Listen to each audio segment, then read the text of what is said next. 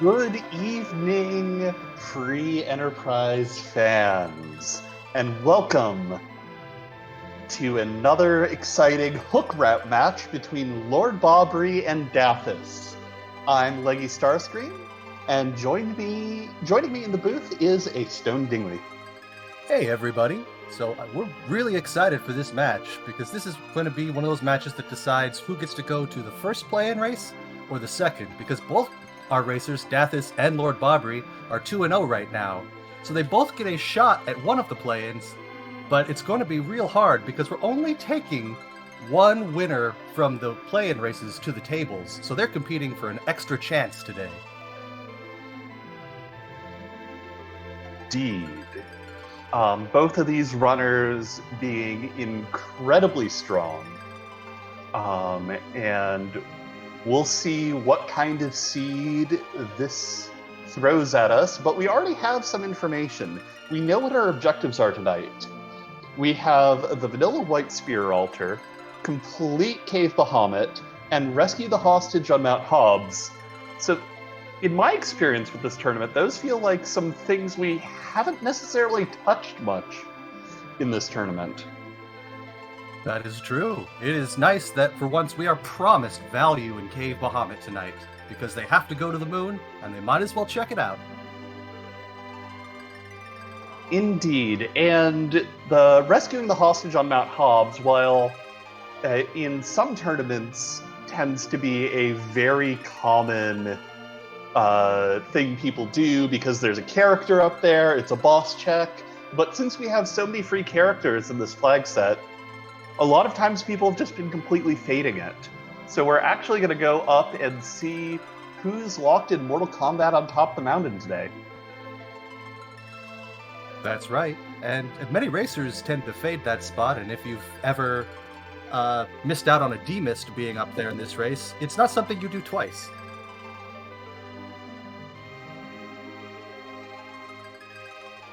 Yeah, though that demist could be lurking anywhere, as we all know, love, and in my case, fear.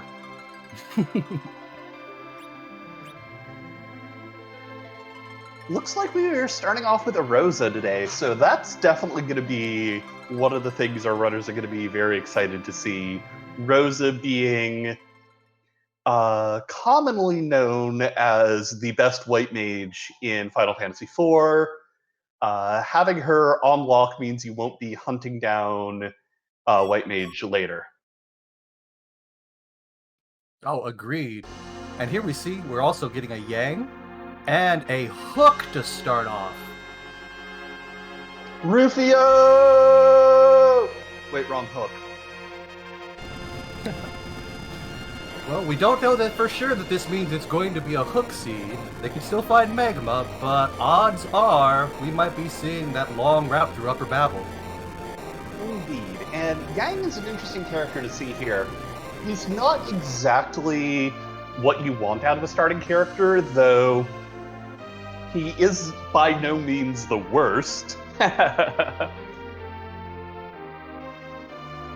But unfortunately, most of his power comes not from finding gear or doing things. No, the best way to get your Yang powered up is just a good old-fashioned experience grind.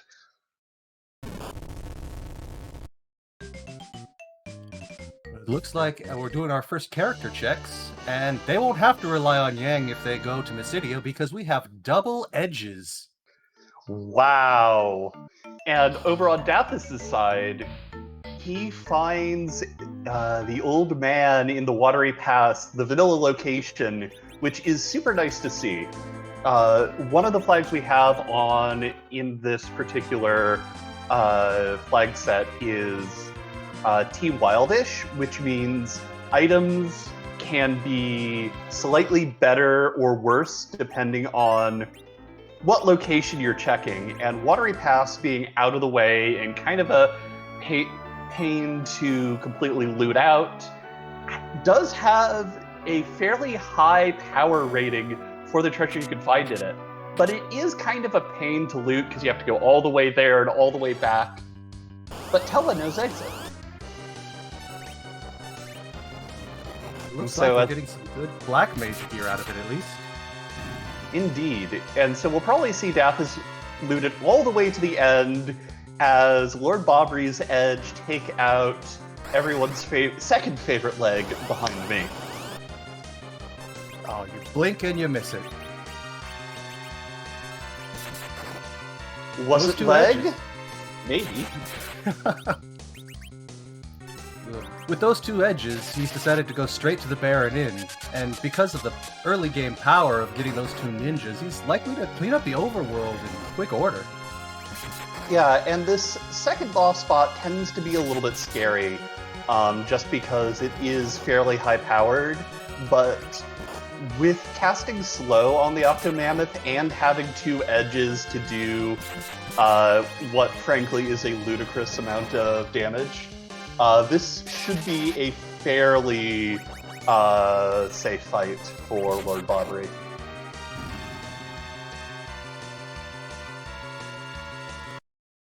And that should give us our first key item check for the race. Oh, wow. Okay, so that's go mode. That is intense. Oh, and with that Tella that Dathus picked up, that opens up the D-Machine grind because they can use the Darkness Crystal to go to the Giant, and that just means this seed could have gotten very jetty. Indeed.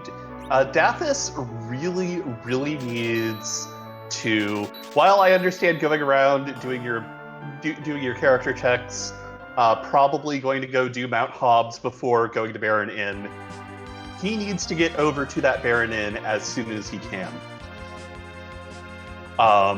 And looking at what we've seen so far character-wise, we have our ninjas, we have our Yang, we have a Rosa, and then you can either use the Tella or the Purim that Dathus just picked up as your anchor. And you've got... Yeah, this is an incredibly jetty seed. Just because the seed's jetty, as we all know, doesn't mean it makes it easy or less stressful, because you're always worried that your opponent found that go mode just a little earlier than you, and that their grind might just go quicker. So that's a D-Mist in the back of the watery pass. What is this seed? Oh, wow. At this point, taking on that D-Mist, if they give Dathus an item like the Magma Key, it might actually throw him off the correct path. Indeed. Though it is looking like he's going to Mysidia now, going to find those edges, and be very happy with that. Lord Bobbree doing a fairly cursory loot pass of the watery pass, but given the fact that he knows he's in go mode, I do not blame him. Takes one of the edges and looks to be keeping the cane.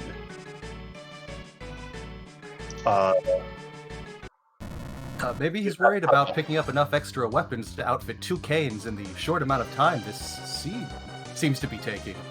Indeed. We find a Rydia and a Blue Robe locked in eternal combat on top of the mountain. You see Lord Bobbree deliberating over which character to keep, and finds the freest of the free, the Water Hag. Water Hag being the boss that you fight solo with Edward after using the Sand Ruby and Vanilla. All you have to do is hit it 3 times, and the fight's over. And in a spot like this, where the attack damage isn't ludicrous like some of the other spots that you could find a Water Hag, Lord Bobbree is going to make fairly short work of that fish.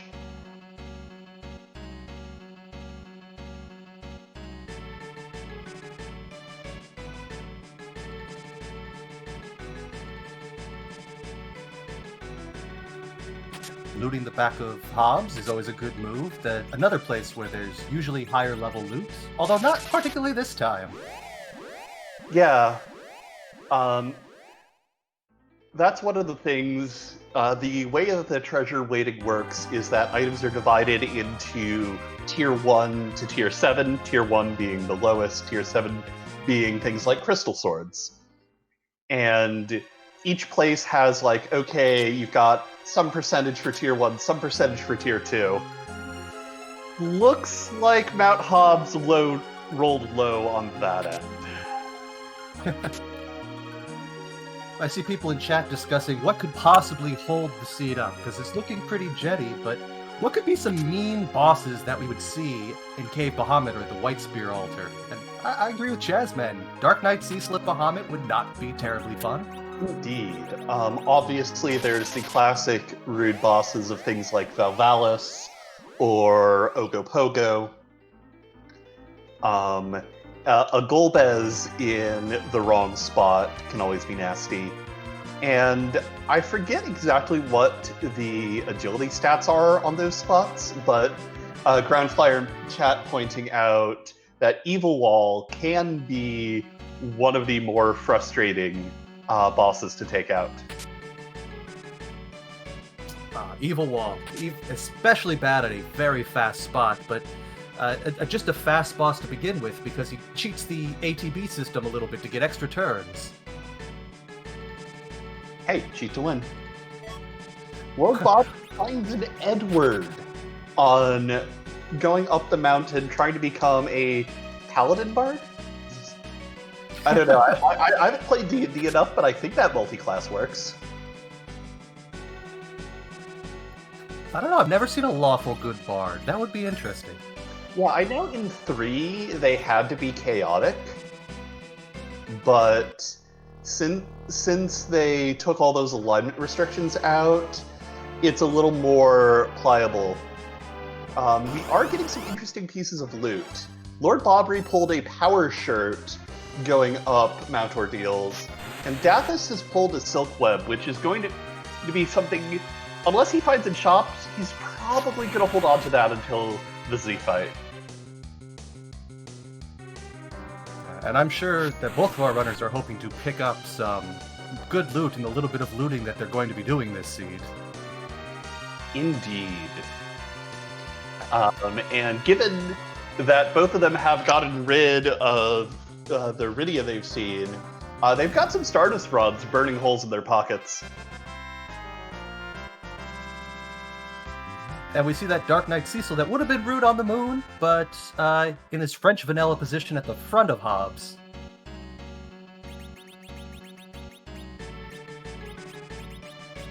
So we don't have to worry about him.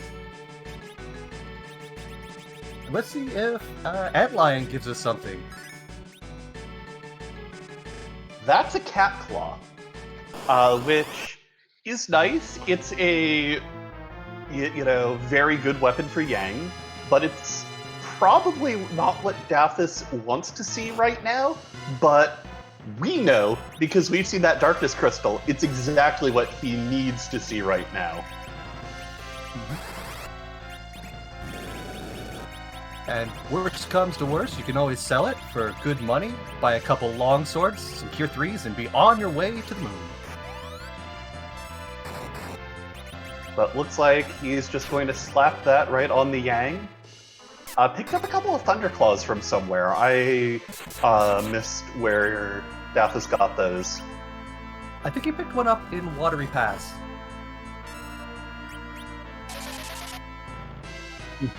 Thunderclaw always being a great weapon because there are a shocking number of bosses that have an electric weakness. Considering we're probably not going to be seeing a lot of bosses today, if one of them comes up, that's going to be very nice.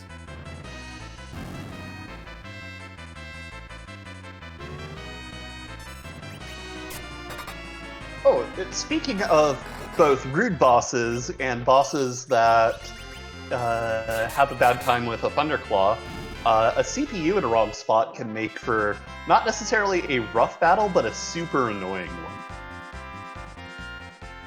You're rarely terrified to see CPU, but you always groan a little knowing you have to fight it. Indeed. And there, another rude boss going down, Baigen on the back attack spot. Normally, I was hoping for something like Alt Gauntlet, where that 5 back attack battles in a row really eats up your time, but I'm sure the runners are really glad to have him not be on one of the required moon battles. Indeed, Baigen being a fairly weak vanilla spot, when you scale up that boy, he gets kinda gross. Dathus, of course, going to check the Demist item that he just picked up. We'll see what we get.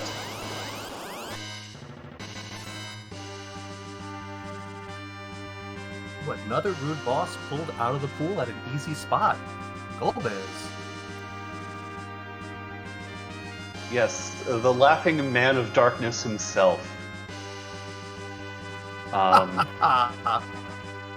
Luckily, this spot inside the shrine is very weak, especially in terms of its HP total. So, if one of the slightly stronger characters manages to stay up, once Golbez does his whole horse and pony show, the fight will be over fairly quickly. It's just a matter of getting there.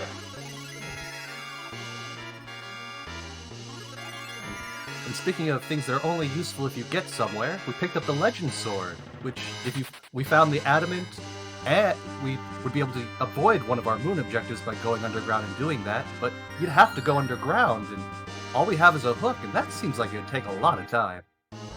Dathus is finally making his way down to the Baron Inn, which is super exciting for us because we know, because lordbobbree already got it from here, that this is, in fact, the Darkness Crystal. And I appreciate that he takes time to check out the news and remind us that Todd smells. Now, I feel like I'm pretty up to date on my memes, but why does Todd smell again? Oh, I mean, he's one of the Flanders kids. That just seems, you know.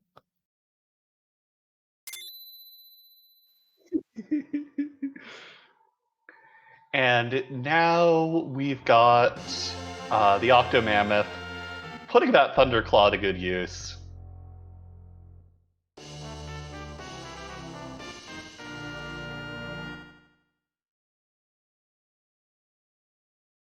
So, oh yeah, Octomammoth should go down pretty fast, especially, with all the firepower that he's got. And I'm wondering if he's going to pick up the cane here. Like, that would be our only difference, I think, between the parties so far. And just be interesting to see what makes him decide. Indeed. I can see... For me, Dathus is deep enough into the seed that if I were the one running it, which I'm not, you're listening to me Babylon instead, it really would depend on what cane items I have at the moment, because you're going to see you have the Darkness Crystal before you get the Jumpy Boy. So Dathus now knows he's in go mode. Yeah, and instantly dismisses the cane because you haven't found any of Kane's really good weapons yet. Haven't found many good cane weapons or edge weapons, I believe, at this point. Although an abundance of black mage weapons, so go tella. Indeed, and I don't think either of our runners have done a very aggressive search through shops yet. Which you see lordbobbree hitting up Silvera, now coming into Fubul, and just knowing that you're in go mode, it's the question of, okay, can I find the gear I need to feel comfortable taking on these moon bosses and then Zeromus from these shops? That's a good point. This might be the only shopping they have to do this seed if they find everything they need. But if one runner finds silk webs and the other doesn't, that could make a bit of a difference in the final fight. Indeed. It does look like silk webs were for sale in Baron, I believe.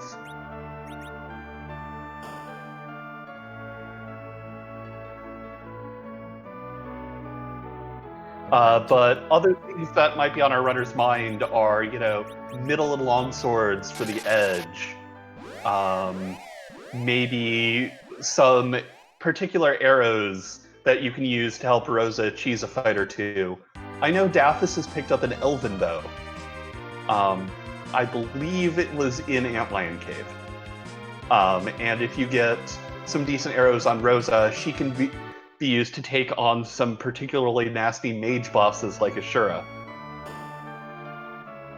Oh, absolutely. And I think the big ticket item, like you said, that they'd be looking for, especially Dathus, since he's got 2 edges, are those long swords. Because if you find that, they're not that expensive, and they greatly up your damage over the base weapon. Indeed. Looks like they both have the Thunderclaws. Dathus finds middle swords, which, while not as good as the longsword, are still an upgrade over the shorts. Yes, they are definitely pretty, kind of okay. Thank you for describing me too.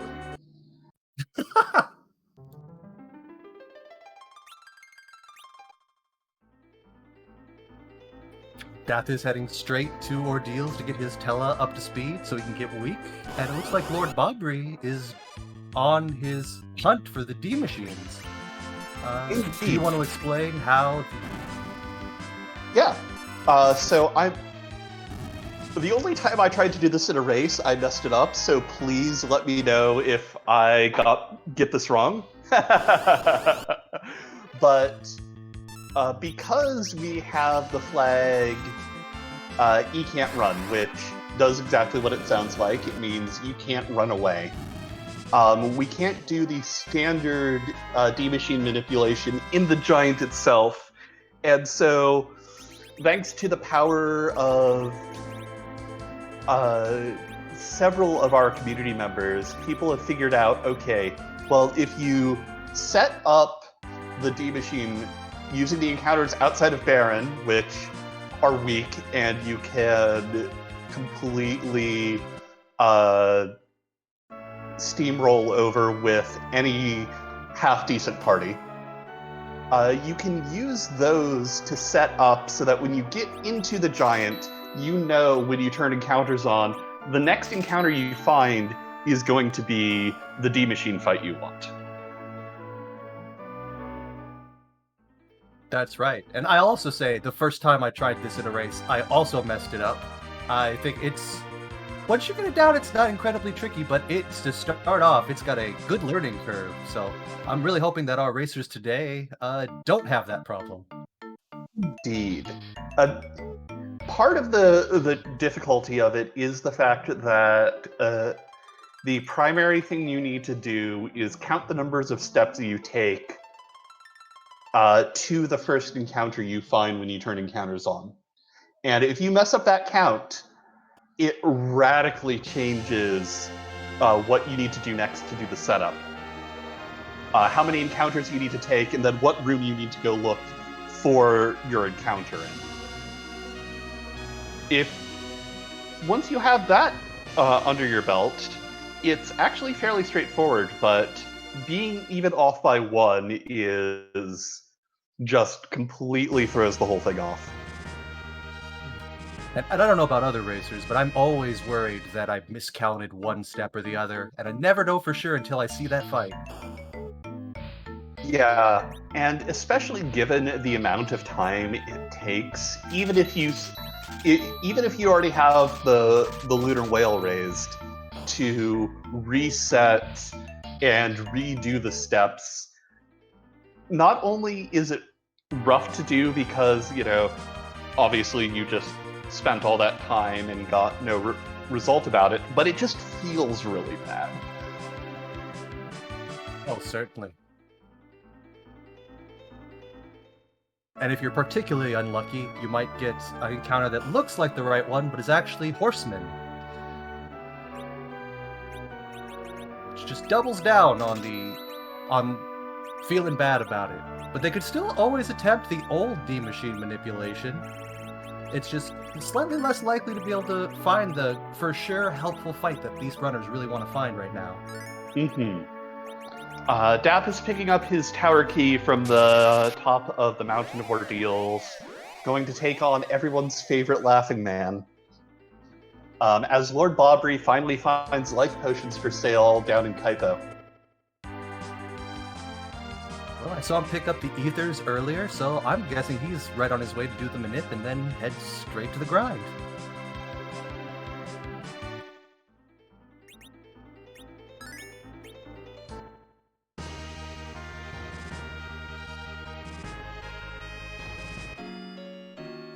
Oh, that is correct. As chat is reminding me that you can set up the manip, and as long as you don't turn encounters back on until you're in the giant, it retains the information, so you know what sort of seed you're on. I don't know what the proper word is, but so you can go about, you do the other things, do your shopping, and then as long as you don't reset, you can go straight to the giant and do your fight. Though, it is definitely terrifying to just be like, oh god, what if I got it wrong?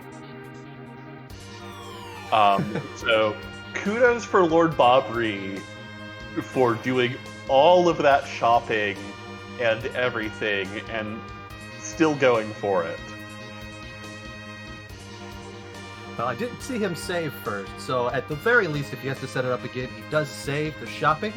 But, I don't know, since all of this is math magic to me, I always worry about saving, but I'm sure he's fine, and we'll figure out if the step count, he got it on the first try in just a little bit. I don't know if anyone was counting when he did it, but we should find out shortly. Indeed. And over on Dathus' side, he has just cleared his mountain, so he's probably going to get to this fight a little bit later than Lord Bobbree, but both of them should be fairly close together. We'll see how many different how many D machines they take total, where they feel comfortable going into the Z fights. I can definitely imagine, for instance, a runner electing to take a few fewer D machines than they normally would, and gambling on getting the experience from the moon bosses that they're going to be fighting, versus someone who will be like, nah, I want to take these characters all the way up to my Z levels, and at that point, you know, I won't have to worry about anything else for the rest of the seed. That's a very good point. And on this seed in particular, since we haven't found other grind options, that could be quite a risk. If it pays off, that's amazing. But if they do end up needing more levels, they might be in a bit of a bind. Well, we see Dathus carrying the hovercraft over towards Cave Eblin. So there is the potential that he'll find sirens in there, or alternatively, sirens could be in the Hummingway shop on the moon. That is true. And as chat's pointing out, we saw that Dathus is picking up a Soma Drop. And Soma Drops only give you plus 10 to your MP. But since we're relying on Tella's meager MP pool, he starts with 90 and never gets any more. And the spell we need for this grind is weak, that costs 25. Getting that Soma Drop really speeds things up by letting you cast it 4 times before having to throw that Ether 2 onto him. So that's... Indeed. Also, shout out to Lord Bobbree nailing it. Righty.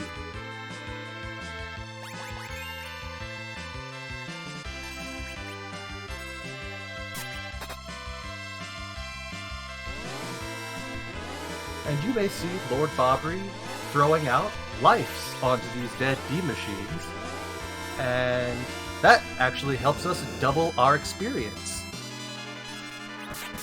Yep. It's a little quirk of this game that life does work on enemies, but life only gives you as much HP as it have it's related to your vitality. And every monster in the game has 0 vitality, so when you throw that life potion on the dead D machine, he comes back to life with 0 HP, and then promptly dies again.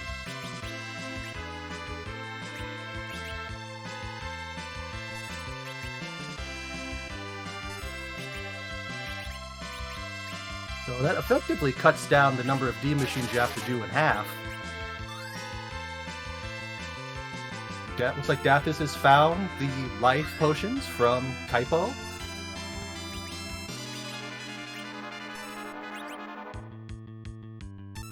Should be shortly following on Lord Bobbree's tail.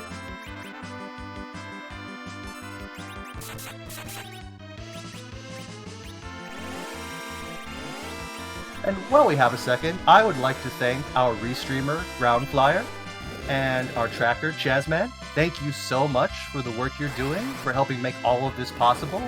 Without you guys, we could not have this nice little show right now. So I really appreciate it. Indeed. And thank you, of course, Stingley, for hanging out with me and putting up with my nonsense. I love your nonsense, Leggy. Aww. Yeah, so Dathus is raising his big whale. Still a couple minutes behind, but we shall see how soon we get this underway. As it looks like he is going to check that Cave Evelyn shop before going.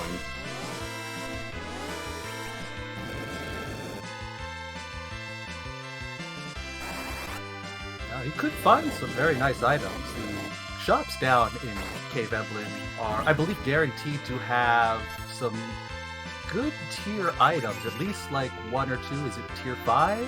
I'm not sure the exact sort of allocation, but there could be some nice gear here. Indeed. Finds mute knives, which are yet another weapon that will help on mage bosses if we find any. That's true. With the mute knives, mage enemies are weak and take 4 times damage, so even in a particularly rude spot, if they come up against one of the mage-type bosses like Yushura or the Mega Sisters, they can make quick work of them.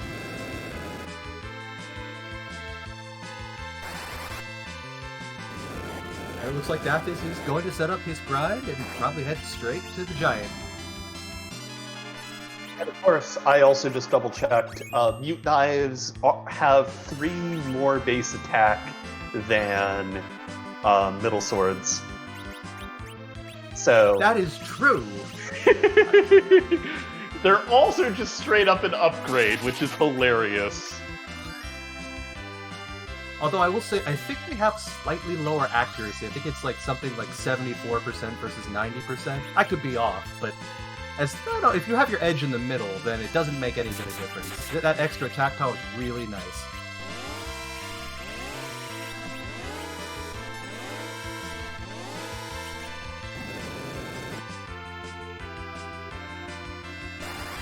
And it looks like Lord Bobbree's getting through his grind pretty well. Haven't had any major problems. I wouldn't expect either of these runners to have too much trouble with the D Machine grind. They're both experienced and good at what they do.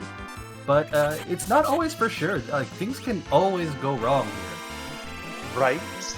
And I know that I've dropped a number of D Machines, even when I've managed to do the easier manep. Because if Tella decides to miss a spell, if you get your ATB slightly off and someone attacks the D Machine before Tella casts, if you just miss menu and do the wrong input, things can go radically off the rails. It is amazing how quickly you can go from having everything look perfect to whoops. Especially when Tella happens to miss a spell. But luckily, it looks like our runners are going to put him in the middle. And one of the nice things about the party order in Final Fantasy IV is that whatever character's in the middle slot gets an increase in accuracy on their attacks and their magic spells, which is excellent for Tella because he does not have the best stats to begin with.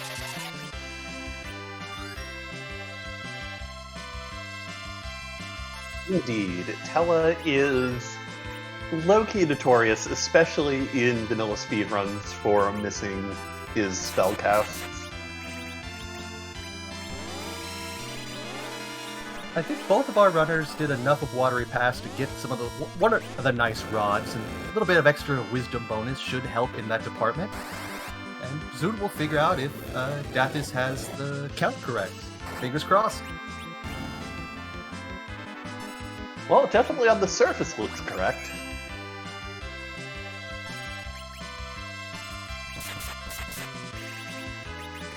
I haven't been keeping track on Lord Bobbree's side about how many of the D machines he's doing, but it looks like he's definitely going to be picking up enough experience to be able to head straight to the moon.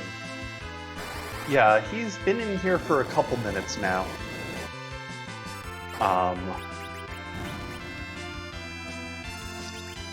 I have not been counting either, but... Ooh, a nice double life glitch there. Oh, you love to see it.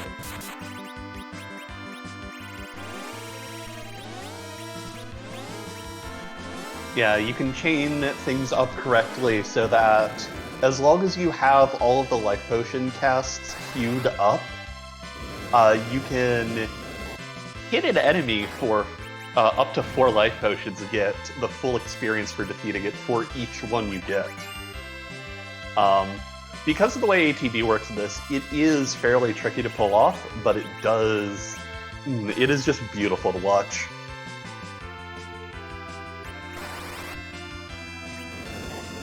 And it looks like Lord Bobbree's casting weak on the Searcher, which means that he's got as much experience as he wants to get today.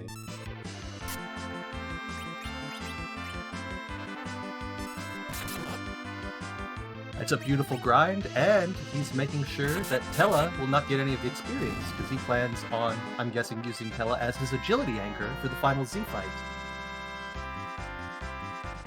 Indeed. Agility is a little bit of witchcraft in this game, but the important part is that because of the way the game sets up agility, there is a hard cap on how much faster than your anchor enemies can be. So by keeping Tella's agility below a certain threshold, very, very fast bosses or enemies in general can only be so much faster than Tella is. Which means if your party is also at that threshold or higher, you're going to be toe for toe with all of the bosses you're up against. It's our way of thanking Tella for all his hard work during the D-Machine grind by letting him nap through the rest of the seed. Yeah, he's an old man. He gets tired. He's done more than enough for us.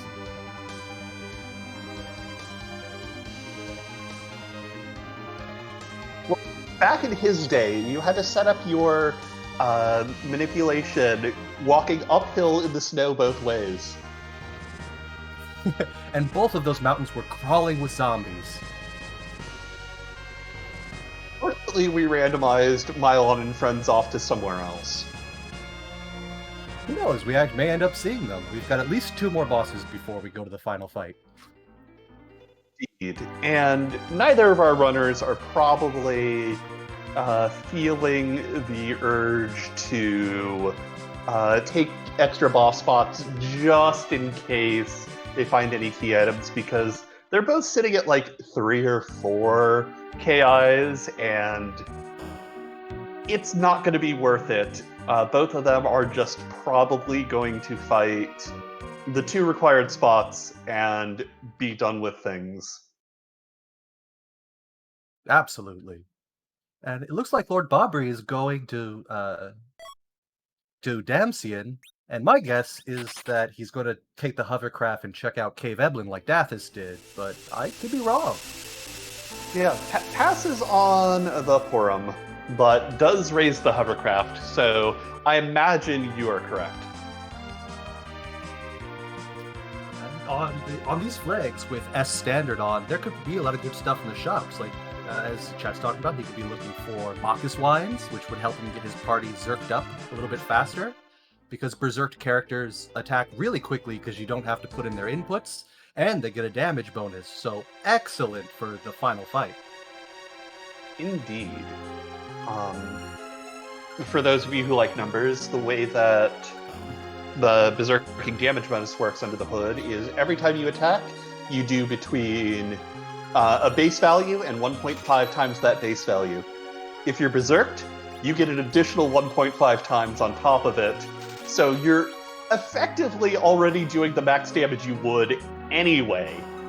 Plus, it does help with the ATB because you don't have to waste time queuing up all of the additional attacks from your Berserk character. So, while in a lot of other games, Berserking can not necessarily be the best thing, in this game it's a win-win-win-win-win situation. Oh, yeah. And also Lord Bobbree's picking up some Hourglass 2s in addition to those lovely Bacchus wines. You only grab 2, but if either of the boss spots on the moon are some of the free bosses that you can stop, that might make his fights that much quicker.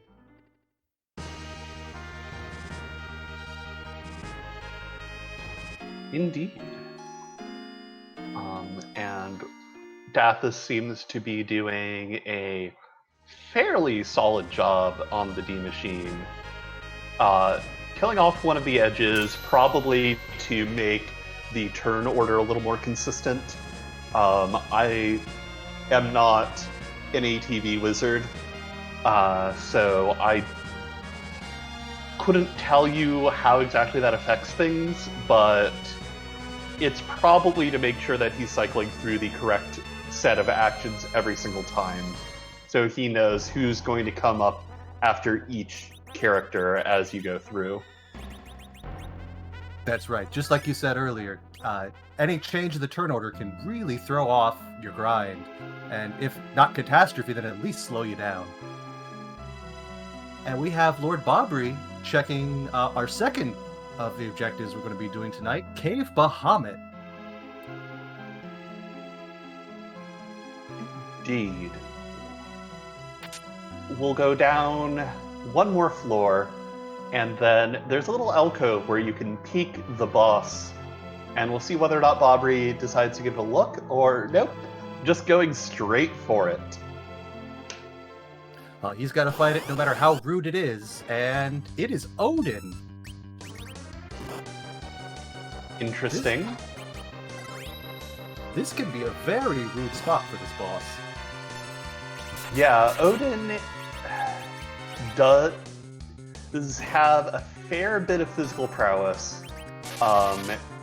In general, hitting you a couple of times with physical attacks before doing his big, I forget the actual name, sword swing. And it hits like a truck. And Bahamut being one of the boss spots where the developers said, let's just give this spot way too much attack power. It's not like Bahamut does anything but Mega Nuke. But as we're seeing, as rude as Odin's physical attacks are, it seems like his Zantetsuken, that's my best attempt at that, not as scary as it usually is. Indeed. Slightly weaker than Mega Nuke, as the case may be. And additionally, you know how we were talking about that Thunderclaw and, like, thunder weaknesses? Well, here's one of the people who you can bully with a little extra lightning damage. Oh, now that's interesting.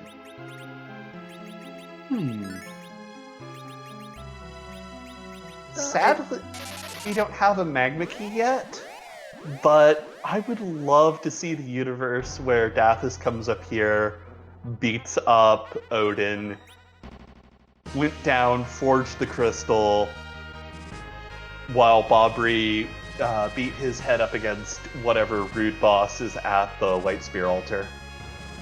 That is true. If they had the magma key in the past, that would be even spicier, but like you said earlier, I don't think our runners are going to be that interested in looking for more key items right now. Indeed. Yeah, the only reason it's even a consideration is because Dathus already found that legend sword.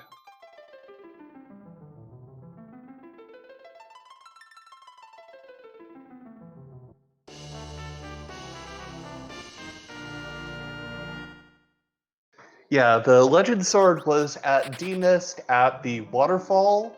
I don't think either of our runners did the defense of Fubul. Oh yeah, that's true. Like it's this gone so quickly. I didn't even realize they'd skip Fabul. Fading Fubul, the dream is alive!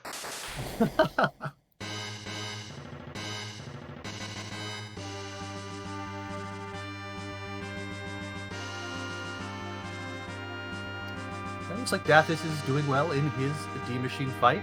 I'm guessing that he's going to be making the same steps as Lord Bobbree once he gets done, heading straight to the moon. He's got that Thunderclaw too, so I imagine he'll be happy to see that Odin there.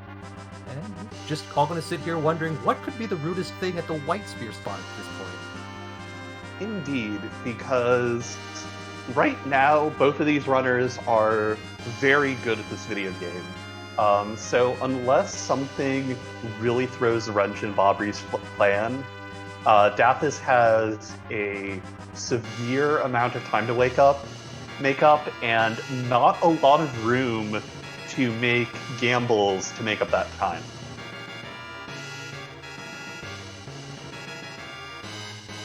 That is true. And as always, though, even if the White Spear altar is a pushover, there's still the Z fight, and that you can never take for granted. Indeed. Though I imagine both of these runners will be making fairly good work of it, being very experienced runners.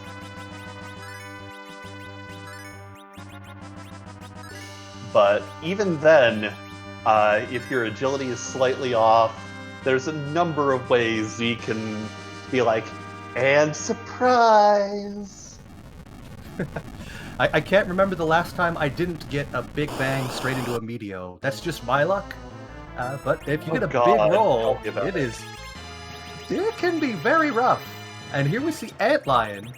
Not the boss you always want to see here, but probably not going to be too much of a problem for Lord Bobbree. Yeah. Unfortunately, this party composition does not play nicely into Antlion because it is so heavily physical. So we are going to see a lot of those counters. However, at the 300 damage, the counter ability isn't going to do too much. But Antlion's main physical attack is still painful.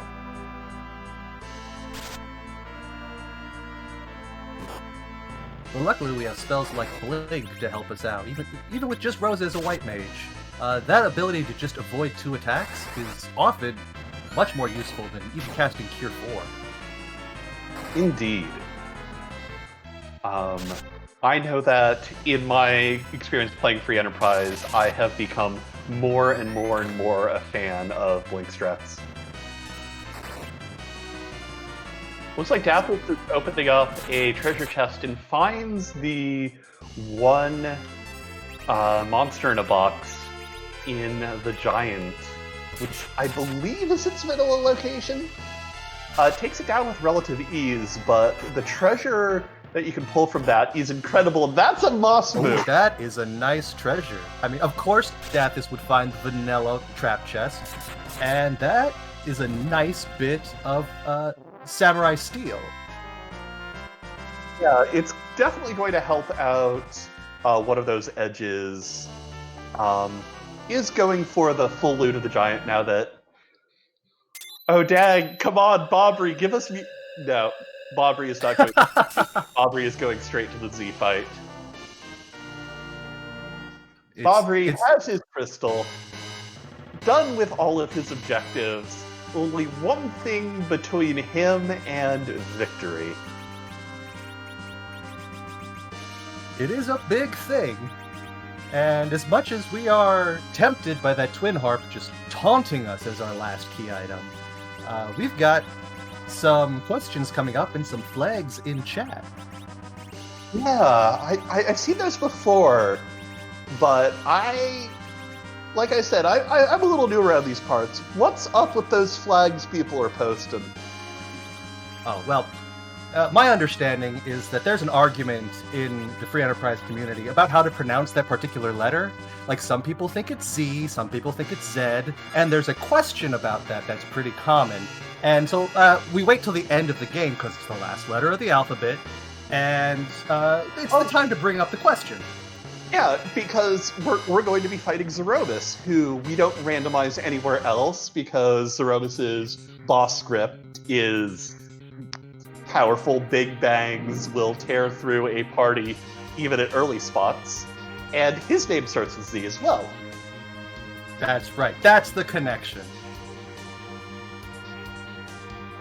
So, of course, we can't just leave Threemus alone, you know? That would be boring fighting the same boss day in and day out. So, I see you, Scala. I see you there in chat. I know what you did with the over 400, I believe it's 450-ish, sprites that you and Boardface have helped create to give Threemus a makeover.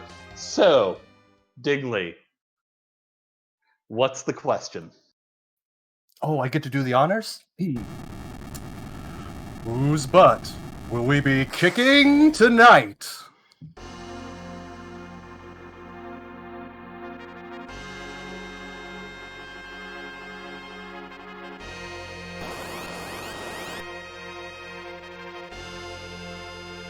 On the other side of the screen, Odin does Dathus a solid by punching Tella as the very first attack.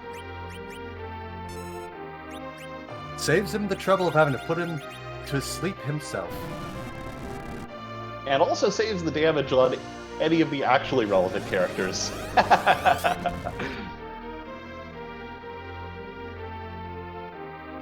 And while Dathus is making quick work of this Odin fight, we're about to see whose butt.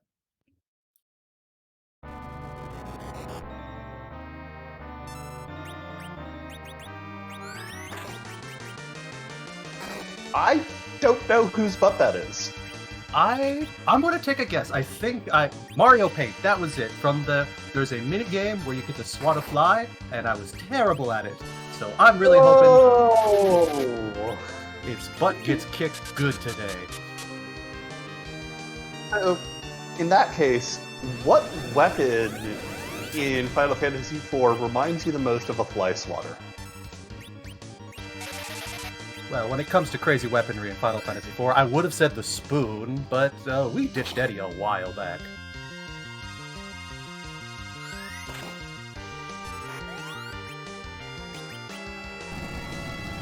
And I'm not sure if Lord-Bobbree ever found the silk webs, because it looks like he cast slow directly on to Z. It's also an effect. Sorry. I think he queued one up, but got a little hecked by queuing it up a little early.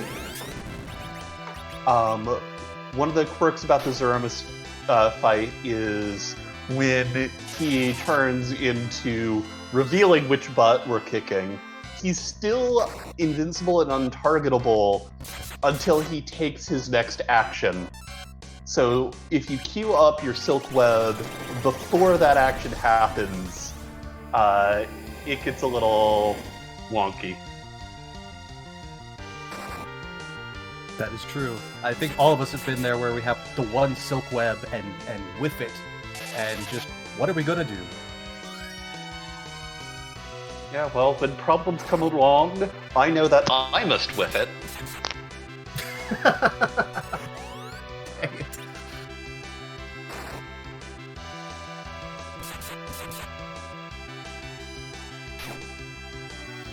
So Dathus is heading down to get his last objective. He should be there soon. And meanwhile, Lord-Bobbree looks like he's got his Z-killing machine set up.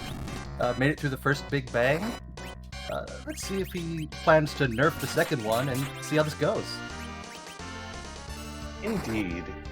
With the triple Zerkers, the amount you can kind of have a good idea of how often Threemus is acting just by seeing those breaks in when your Zerkers immediately attack. goes with the crystal for the nerf. And Kane immediately takes a nuke to the face for his troubles. Here comes the Big Bang. That was perfect timing to get that nerf. Indeed. So for anyone who doesn't... sorry. So, you go. Well, for anyone who may not know the Threemus' script, his Big Bang has a certain set magic power, but when he casts Nuke as a counter, it actually lowers his magic power because Nuke is such a powerful spell. And if you do it after he does that Scream Shake, that means he keeps the lower power through the next Big Bang, which means that instead of hitting for 2,000 plus damage sometimes, it can be a lot less. Indeed. Of course, we are keeping our eyes out on what Threemus is doing, because if we see rocks, we're very, very close to the end. And with the amount of damage that bobbree is putting out, well, he's sending a message to Dathus to follow him, set him free. Trust him, and they'll escape from the city.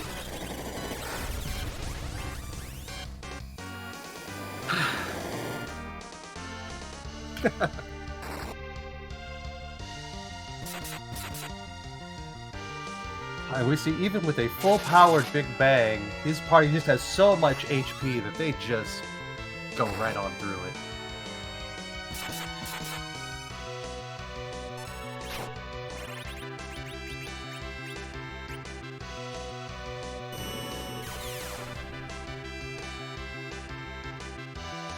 Comes a black hole, which unfortunately takes off all of the berserk statuses. And if we were going for reflect strats, it would also remove those. Oh, I've nuked many a party member in my time. Oh, and we see rocks falling. And not everyone dying. This means our Threemus fight is rapidly coming to a close.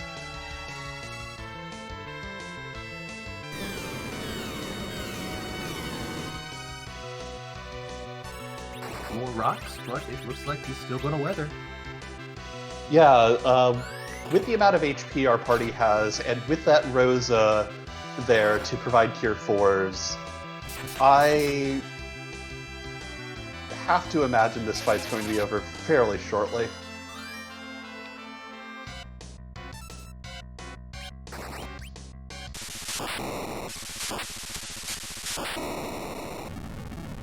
And there it is. GG to Lord Bobbree.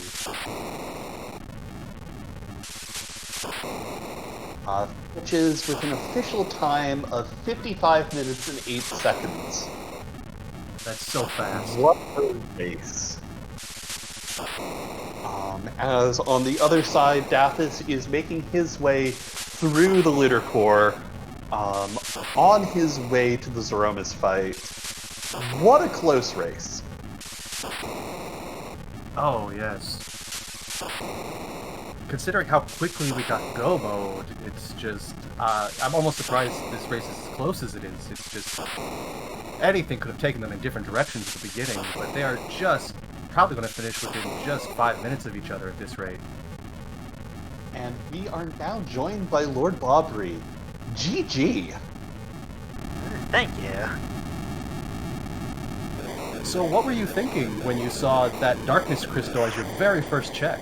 I was thinking this is going to be very fast, and I've got to be pretty efficient from there on, and also I wasn't really sure what my weapon equipment situation would be like after that early, and And I imagine one of the big questions you had that early on was what your grind was going to be, because I don't think you had seen the Tella at that point. nope, I hadn't. I think that I was going to consider Mac Giants if I could get an axe for Kane, and if not that, then I don't know, I might have had to underground for Sirens or something. Well, that does answer one of the other questions I had about why you took Kane over Edge, because if you're planning for that Mech Giant grind. Yeah, that, and I figured it'd be easier to get a weapon for him than a second Edge.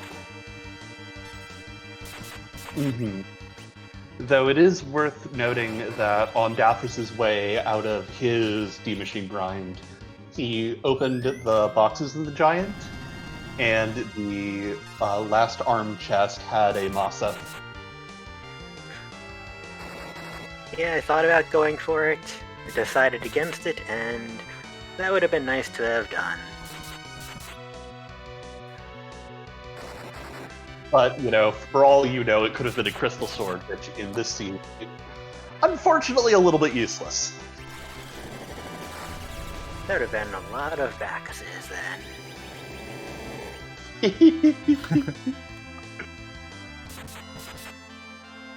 Yes, just look at your stats. It looks like you only opened 21 chests. That is very little looting. Yeah, that is quite low compared to what I'm used to.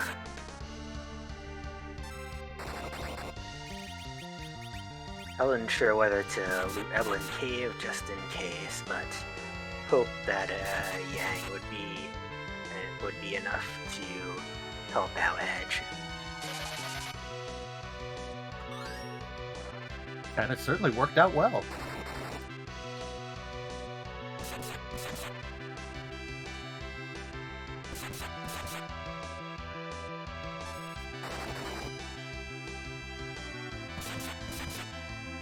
So, do you have any other thoughts on the siege? I mean, it went by so quickly that it was easy to sort of miss some of the stuff that was happening.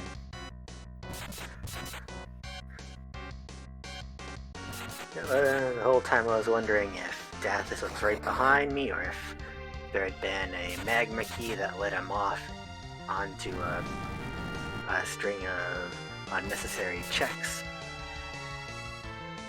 And I guess I have my answer now. Well, hopefully. Yeah, the short answer is that he did a few more of the overworld checks before finding his edges and settling into the Baron Inn. But he was walking down to his Z fight right as yours finished. Yeah, it was close.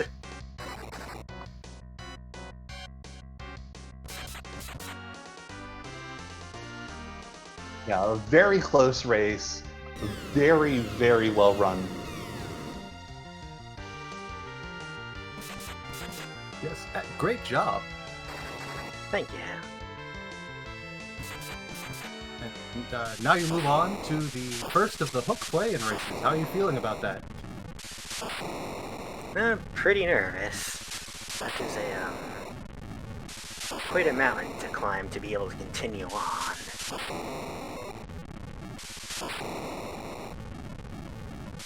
Definitely. Indeed.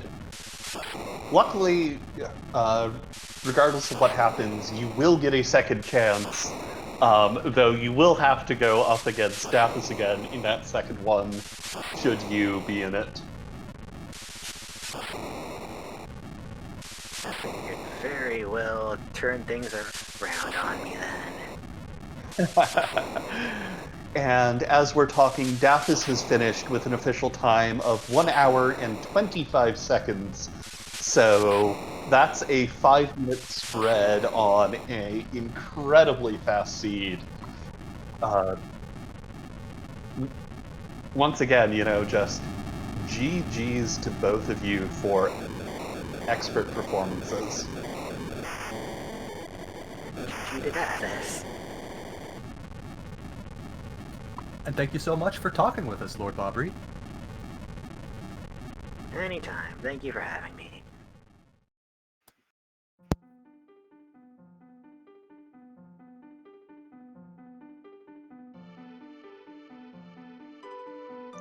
And we are now joined by Dathus. GG's.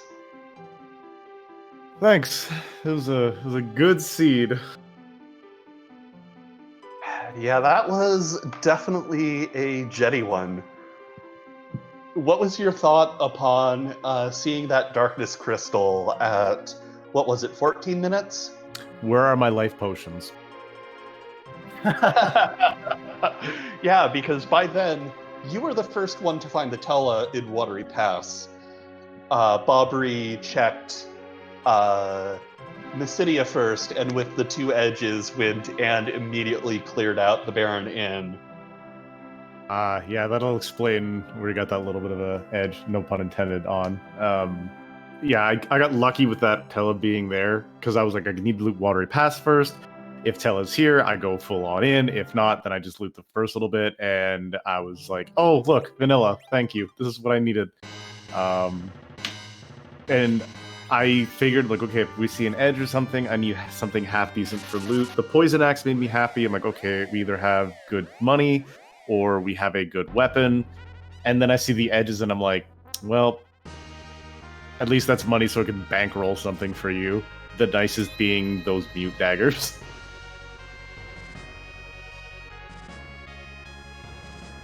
They are better than Edge's starting short swords, at least. Also better than his middles from what I was seeing stat-wise, but I could be wrong about other multipliers. Yeah, I looked it up, and at least the raw statistics on the meat knife seems better.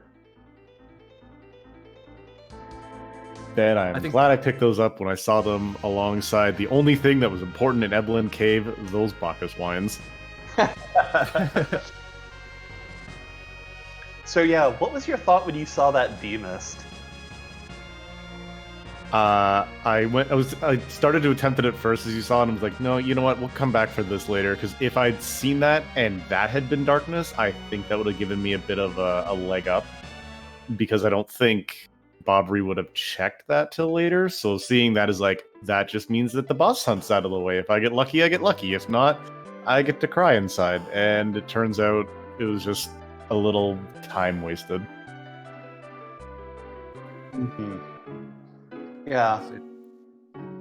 You did get the Legend Sword, which in another seed would have been a really nice find, but absolutely turns out just super trolly today. Yeah, it was great. I could do all 4 objectives, but I didn't get the ability to do that until I was on the moon as it was. I really debated on going down and just forging it for kicks, because I'd seen Bobbree typing .done. I'm like, yeah, he's in a Z fight, as I'm doing, I think I was doing Odin, or just finishing up Odin around that time. Mm-hmm. And I was like, you know what? I could do this just for the memes, but I'm like, let's just get it done. Yeah. And like, you know, if you checked Baron in any sooner, if you didn't, you know, go into Antlion or find the D-Mist and saved your time from going back there, who knows what could have happened. Both of you did incredibly, and how you feeling about that 2-in-1 play-in race? I know that there is a lot of scary names there, and it is going to be one heck of a bloodbath, and I'm curious to see who's going to come out on top. I'm hoping it's me, but I'm really curious as to who's going to get the W in that race. I'm excited, though. It's a great group, and this has just been absolutely fantastic the entire time.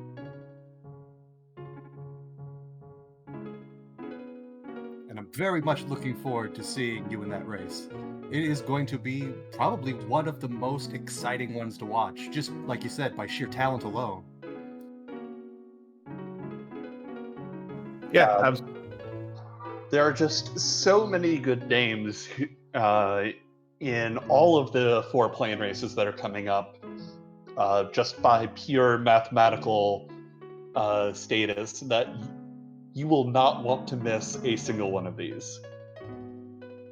Oh, heck no. They're going to be super exciting, and I'm curious to see who comes out on top and who gets those spots at the table, because if I was hoping for the Cinderella dream of going 3-3 and then hitting tables, but here's hoping that 2 and 4 and I can still make it in. That'd be amazing. So you better make it happen. Look, we got to have another round, okay, Dingley? I got this. Everyone from the Gilgamesh group has to come back and have some spicy rematches. My fingers are crossed for it. Greg group, get together.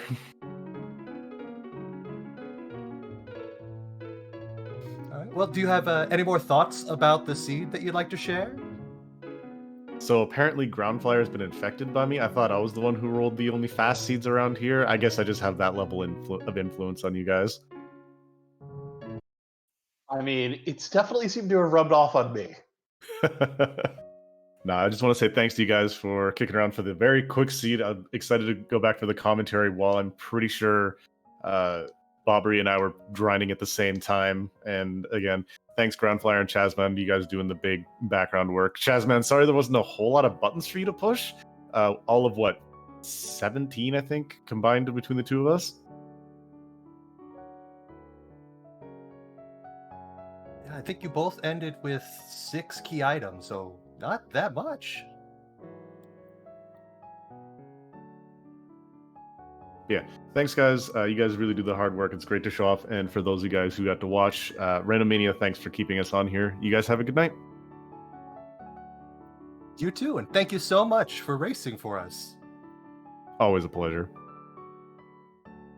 And with that, unfortunately, our time here comes to an end.